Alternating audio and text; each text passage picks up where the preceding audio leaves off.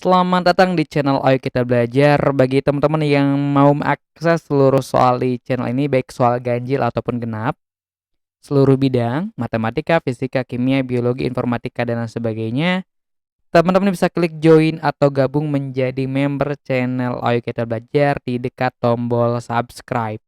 Dan pilih level yang teman-teman inginkan. Oke, jadi kembali lagi ke pembahasan soal OSNK tahun 2023. Nah, sekarang kita udah sampai ke nomor 5. Protein Fragment Complementation Assay atau PCA merupakan suatu metode untuk menganalisis interaksi protein-protein.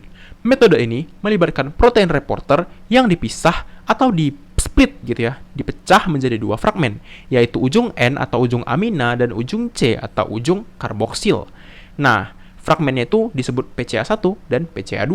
PCA1 itu ujung amina, PCA2 itu ujung karboksil.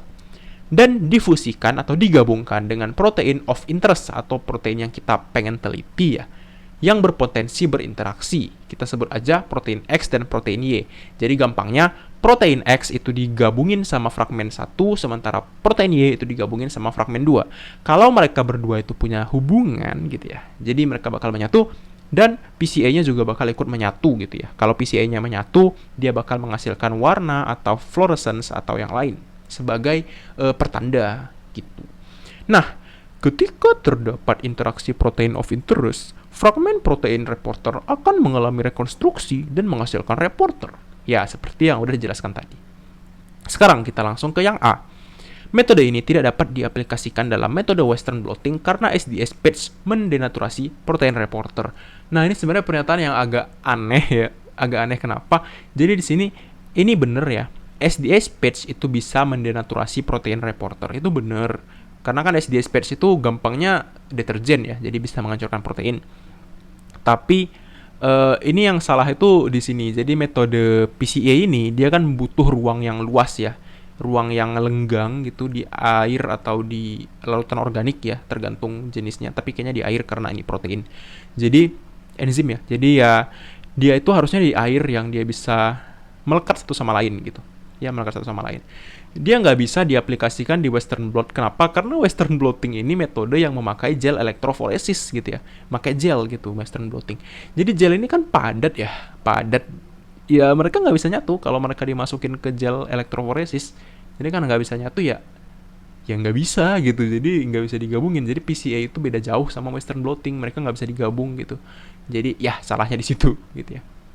Nah sekarang yang B.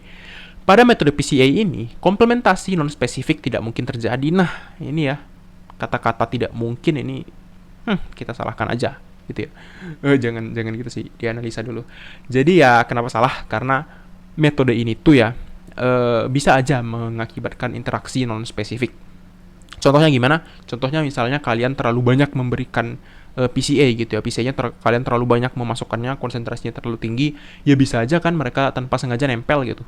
Kan bisa aja tanpa sengaja nempel karena kalian terlalu banyak memasukkannya. Jadi ya bisa aja non spesifik gitu. Jadi ya bisa aja, nggak mungkin tidak mungkin gitu ya. Ya gitu. Nah sekarang yang C.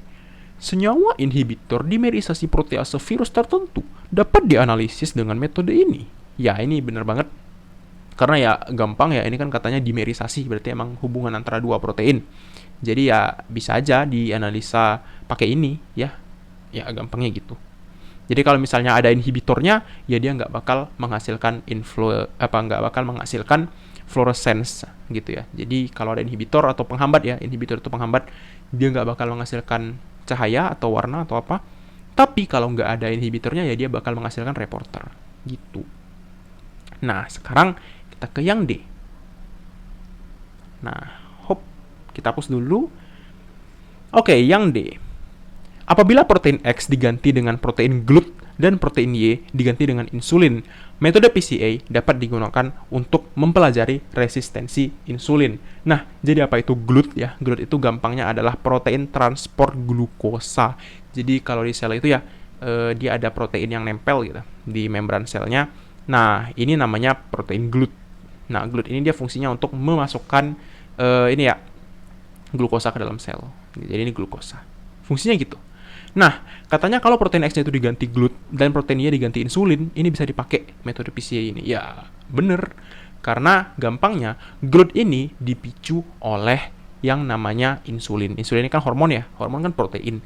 Nah, kebanyakan hormon itu protein. Nah, jadi kalau insulinnya nempel ke GLUT dan dia memicu GLUT ini untuk mengambil glukosa darah, ya mereka nempel kan? Ya enggak? Mereka nempel. Nah, kalau mereka nempel dan kita berikan PCA, ya bisa aja kan? PCA juga nempel dan memberikan reporter. Gitu. Jadi ya kalau diganti dengan GLUT dan insulin bisa karena mereka itu saling berinteraksi. Jadi ini benar. Jadi jawabannya tadi salah, benar. Benar.